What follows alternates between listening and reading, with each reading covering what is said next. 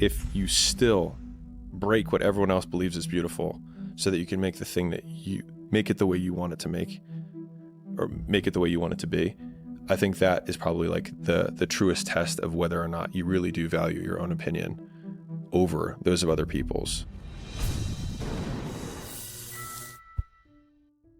People are attracted to authenticity, but it's hard to define for me. Here's my best attempt. True alignment of what you think, what you say, and what you do.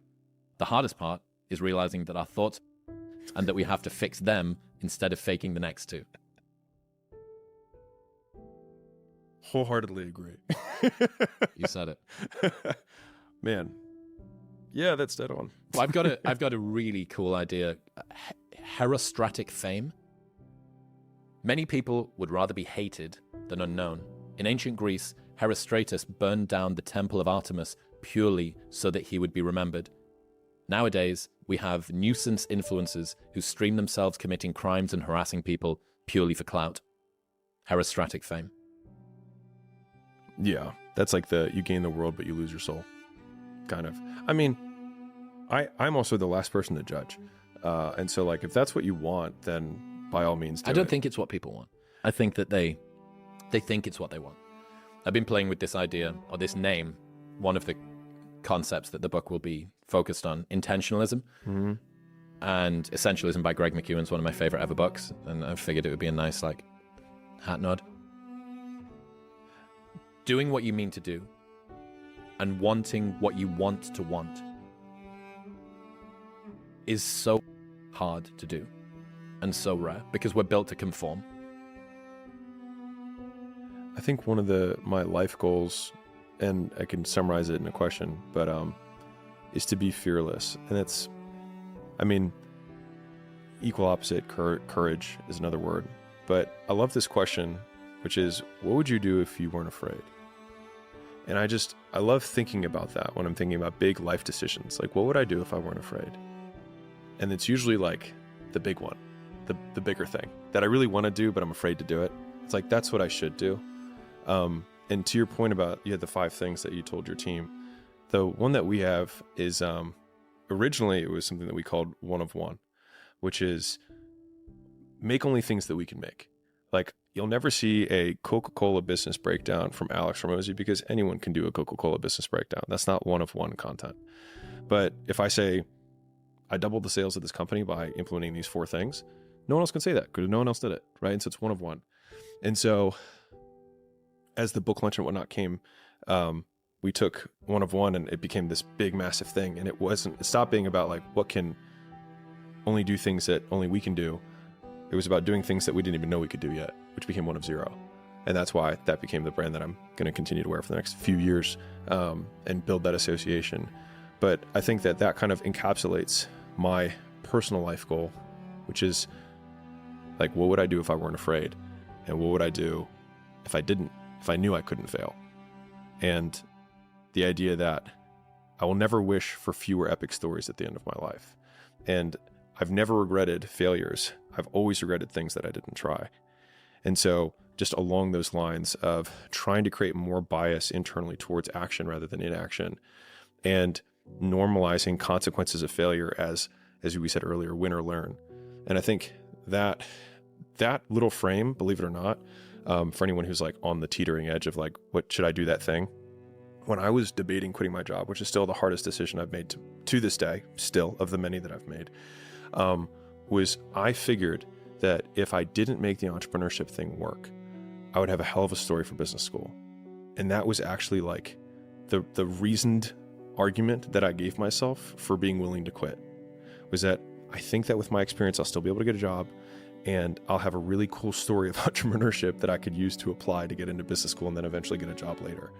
And so most times we catastrophize any failure to death, right? Which is like, I'm gonna fail, I'm gonna lose all my money, I'm gonna be homeless, no one's gonna talk to me, and I'm gonna die, right? But like, if you play it out 2 natural steps, like, okay, I lose everything, what do? I would probably have a couch or floor that someone would lend me, because at least socially, I haven't everyone I know. And so I have that. It's like, okay, so I would have some capacity to do that. Okay, is there anything that I could do in the meantime in order to make money? Well, sure, I could drive Uber and strip. And I've already, I've told this story before, but for me, that was genuinely my plan B, because I knew that I could probably make 70, 80 grand a year driving Uber. I could probably make 150 stripping, maybe 200. Strip at the gay bars, the guys pay better. And then, boom, I've got 280,000 a year. I could live on the floor, and then I could restart again. And so that's because I don't have a lot of shame with that kind of stuff. That's not, that doesn't matter to me. But I think playing out the fear, Layla says this, and I love it, but that fear is a mile wide and an inch deep. And so it looks like this ocean that you're going to step into and drown. But as soon as you step into it, you realize it was not that deep at all, and you can keep walking through it. And I just love that visual, because a lot of times when it's like we have this anxiety around this big decision we have to make, if you actually take the step and realize that it's not death, you're not going to drown immediately. There's plenty of other steps you can take from there, even if you get a little wet. Did I tell you my story about a friend who went through a cancellation and was worried he was a coward? Oh, like a public cancellation thing? Okay. So I went for dinner quite a while ago now with this guy that I was pretty interested in, and he knew what I did, and we sort of bumped into each other, and what are you doing? Let's go for dinner. And I knew about the situation that he'd been through, but he didn't know that I knew. So I was like, tell me. There's no pressure, and he was able to be unencumbered. And basically he went through like a tough cancellation where kind of the whole world came down to bear on him. And he was telling me this story. I was in a very interesting time. I was being very reflective. And he said, my whole life I'd been worried that I was a coward. I was terrified that I was a coward. But I'd never been through a situation where I'd had to bring absolutely everything to bear on my life. And I'm a hard man, and I like to hang around with hard men, and I like to shoot guns and do jiu-jitsu and be around Navy SEALs and stuff like that. But I always had this fear in the back of my mind that I might secretly be a coward. And then he said the cancellation thing happened, and it wasn't a very difficult 1-rep max. It wasn't a really hard CrossFit workout. It was something outside of his control. And he used this term that I love, and he said, I could always hear my better self clearing his throat in the room next door.